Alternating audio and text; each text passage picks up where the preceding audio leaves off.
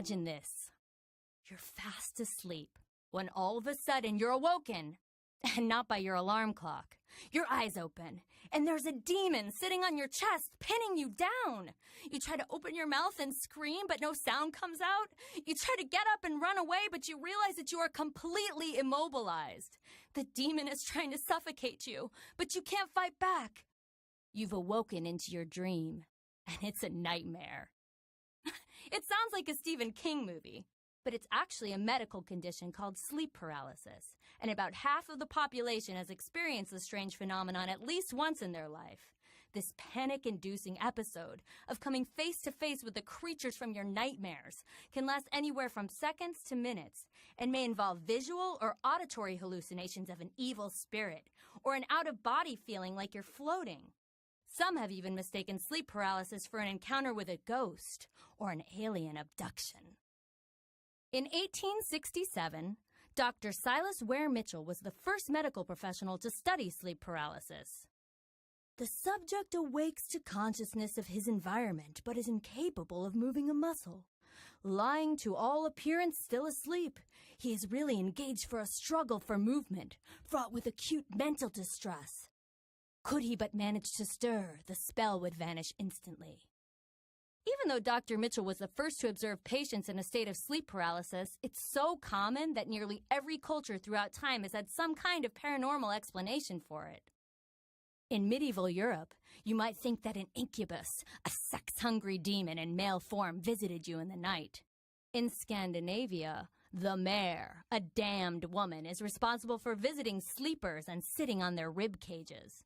In Turkey, a jinn holds you down and tries to strangle you. In Thailand, Fiam bruises you while you sleep. In the southern United States, the hag comes for you. In Mexico, you can blame Subrise el Muerto, the dead person, on you. In Greece, Mora sits upon your chest and tries to asphyxiate you. In Nepal, Kayak the ghost resides under the staircase. It may be easier to blame sleep paralysis on evil spirits because what's actually happening in your brain is much harder to explain. Modern scientists believe that sleep paralysis is caused by an abnormal overlap of the REM, rapid eye movement, and waking stages of sleep. During a normal REM cycle, you're experiencing a number of sensory stimuli in the form of a dream, and your brain is unconscious and fully asleep.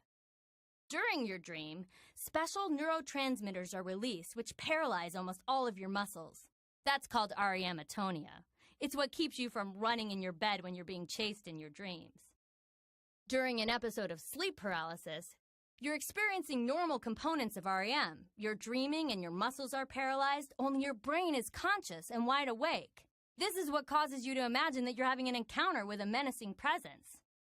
So this explains the hallucinations.